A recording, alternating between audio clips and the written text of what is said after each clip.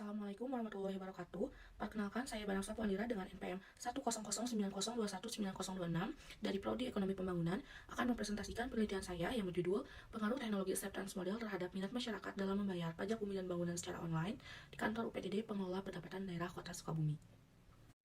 Latar belakang penelitian. Pajak merupakan sumber penerimaan terbesar bagi negara Indonesia. Hal ini dapat dilihat dari APBN yang menunjukkan bahwa sektor perpajakan memberikan kontribusi terbesar bagi penerimaan negara. Pajak di Indonesia menurut kewenangannya terbagi menjadi pajak pusat dan pajak daerah. Berdasarkan Undang-Undang Nomor 28 Tahun 2009 tentang PDRD, pajak bumi dan bangunan yang semula merupakan pajak pusat dialihkan menjadi pajak daerah. Pajak bumi dan bangunan merupakan iuran yang dikenakan terhadap orang atau badan yang secara nyata mempunyai hak, memiliki, menguasai, dan memperoleh manfaat atas bumi dan bangunan. Berdasarkan data penerimaan pajak daerah di Jawa Barat, Kota Sukabumi merupakan penerimaan pajak terkecil kedua setelah Kota Banjar. Berdasarkan data target dan realisasi penerimaan PBB di Kota Sukabumi, pada tahun 2020 terjadi penurunan penerimaan PBB. Hal ini disebabkan oleh adanya COVID-19. Namun pada tahun 2021 dan 2022 terjadi peningkatan kembali penerimaan PBB. Cara yang dapat dilakukan adalah dengan mengadopsi teknologi pembayaran PBB secara online. Perbandingan wajib pajak yang membayar PBB secara online dan offline dapat dilihat bahwa masyarakat lebih banyak yang memilih membayar PBB secara offline. Namun, tren yang meningkat setiap tahun mengindikasikan bahwa masyarakat sudah mulai menerima teknologi pembayaran PBB secara online. Adanya teknologi pembayaran PBB secara online ini diperlukan pengukuran tingkat penerimaan teknologi di masyarakat. Model penerimaan di masyarakat dapat diukur menggunakan teknologi acceptance model atau TAM. Model TAM ini terdapat 5 konstruk. Yang pertama, persepsi kemudahan, persepsi kemanfaatan, sikap penggunaan, niat perilaku, dan penggunaan sesungguhnya. Rumusan masalah. 1. Bagaimana pengaruh persepsi kemudahan terhadap persepsi kemanfaatan. 2. Bagaimana pengaruh persepsi kemanfaatan terhadap sikap penggunaan. 3. Bagaimana pengaruh persepsi kemudahan terhadap sikap penggunaan. 4. Bagaimana pengaruh sikap penggunaan terhadap niat perilaku. 5. Bagaimana pengaruh persepsi kemanfaatan terhadap niat perilaku. 6. Bagaimana pengaruh niat perilaku terhadap penggunaan sesungguhnya. 7. Bagaimana pengaruh penggunaan sesungguhnya terhadap minat masyarakat dalam membayar PBB secara online. Metode penelitian. Jenis penelitiannya yaitu explanatory research dengan menggunakan pendekatan kuantitatif. Populasinya yaitu wajib pajak di Kota Sukabumi yang berjumlah 104.491 jiwa. Namun, karena populasi yang terlalu banyak, diambillah sampel penelitian yang berjumlah 100 orang menggunakan rumus Lovin dengan menggunakan teknik purposive sampling.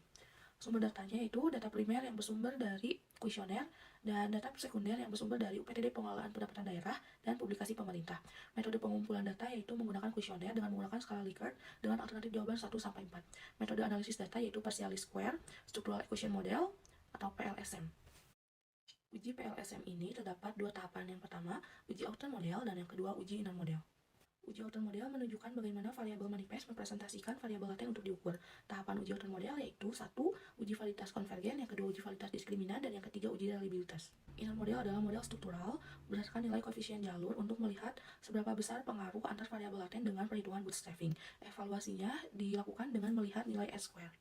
Hasil uji validitas konvergen dapat dilihat bahwa nilai loading faktor semua variabel di atas 0,5. Dapat disimpulkan bahwa semua data memenuhi uji validitas konvergen. Uji validitas diskriminan dapat dilihat dari nilai cross-loading, yaitu dengan syarat nilai cross-loading di atas 0,7.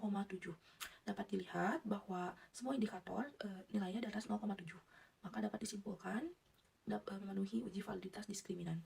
Yang ketiga, uji reliabilitas. Uji reliabilitas dapat dilihat dari nilai Cronbach alpha dan composite reliability, yaitu dengan syarat nilainya lebih dari 0,7. Dapat dilihat pada tabel hasil uji Cronbach alpha dan composite reliability di atas 0,7. Maka dapat dikatakan reliable. Selanjutnya, uji inner model dapat dilihat bahwa variabel PU S-square-nya sebesar 0,3, ATU sebesar 0,37, BIU sebesar 0,55, ASU sebesar 0,24, dan minat sebesar 0,47. Berdasarkan uji hipotesis, dapat disimpulkan bahwa semua variabel berpengaruh karena dilihat dari p-value, yaitu di bawah 0,05 dan tes statistik di atas 1,96, dapat disimpulkan bahwa semuanya berpengaruh signifikan. Kesimpulan. 1. Persepsi kemudahan berpengaruh positif dan signifikan terhadap persepsi kemanfaatan dengan kontribusi sebesar 55%. 2. Persepsi kemanfaatan berpengaruh positif dan signifikan terhadap sikap penggunaan dengan kontribusi sebesar 40%.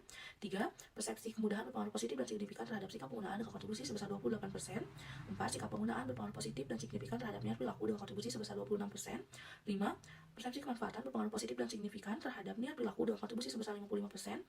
Yang keenam, niat perilaku berpengaruh positif dan signifikan terhadap penggunaan sesungguhnya sebesar 49%. Dan yang ketujuh, sikap Penggunaan sesungguhnya berpengaruh positif dan signifikan terhadap minat masyarakat dalam membayar pajak.